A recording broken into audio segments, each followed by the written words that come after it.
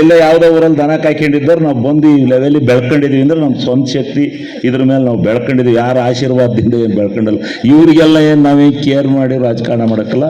ತಮಟೆ ಹೊಡೆಯೋದು ಗೊತ್ತಿದೆ, ಈ ಜಿಲ್ಲೆ ತಮಟೆ ಹೊಡೆಸೋದು ಗೊತ್ತಿದೆ. ಪುಟ್ಟೇಗೌಡರಂತರು, ಗೋಪಾಲ ಸ್ವಾಮಿಯವರಂತರು ಇವರೆಲ್ಲ ಹೇಳ್ಬೇಕು, ರೇ ಅವ್ನು ಚೆನ್ನಾಗಿ ತಮಟೆ ಹೊಡಿತಾನೆ, ಕೊಡ್ರಿ ಅವನಿಗೆ ಕೊಡಿಸ್ರಿ, ಗೂಟದ ಕಾರಲ್ಲಿ ಬರ್ತೀನಿ ನೋಡಿದಂಥ ಕಥೆ ಕೊಡಿಸ್ರಿ.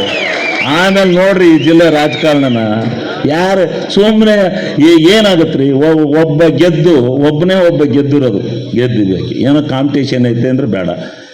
ಅಂಥ ಪ್ರಬಲ ದೇವೇಗೌಡರ ಕುಮಾರಸ್ವಾಮಿ ಅವರ ವಿರುದ್ಧ ಶರಣದು ಬಂದು ಈಚೆ ಕಡೆಗೆ ಬಂದ್ರಪ್ಪ. ನನ್ನ ಹತ್ರಲ್ಲೂ ಬಂದು ಭಾಷಣ ಮಾಡಿದ್ರು ಗಣಶಿಯನ್ ಪೋಸ್ಟಲ್ಲಿ.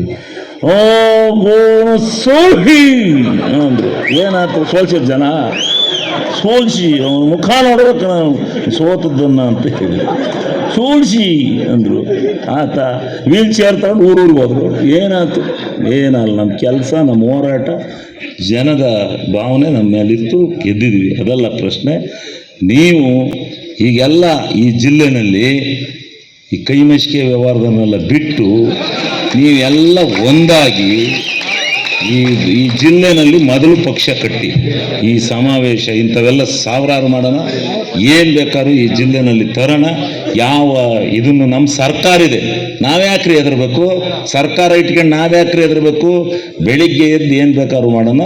ನೀವು ಈ ಜಿಲ್ಲೆಯ ನಾಯಕತ್ವನ ಮಾಡೋದಕ್ಕೆ ನಮ್ಮ ಶ್ರೇಯಸ್ ಪಟೇಲ್ರವ್ರು ಸೆಂಟ್ರಲಲ್ಲಿ ಹೇಳ್ಬೇಕು, ಹಾಸನ ಜಿಲ್ಲೆ ಹಿಂಗಾಯಿತೆ, ಹಿಂಗೆಲ್ಲ ಗೆಲ್ಸ್ಯಾರ, ನಮಗೊಂದು ನಾಯಕತ್ವ ಕೊಡಿ ನಮ್ಮ ಹಾಸನ ಜಿಲ್ಲೆಗೆ ಅಂತ ಕೇಳ್ಬೇಕು ನೀವೆಲ್ಲ. ಇನ್ನು ನನಗಿಂತ ಯಾರಾದರೂ ತಮಟೆ ಬಡಿಯೋರಿದ್ರೆ ಕರ್ಕೊಂಡೋಗಿ ಅವ್ರಿಗೆ ಕೊಡಿ. ನನಗಿಂತ ತಮಟೆ ಹೊಡೆಯೋರು ಯಾರು ಇದ್ರೆ ಕೊಡಿ, ನಾನೇನು ಬೇಡ ಅನ್ನಕ್ಕಲ್ಲ.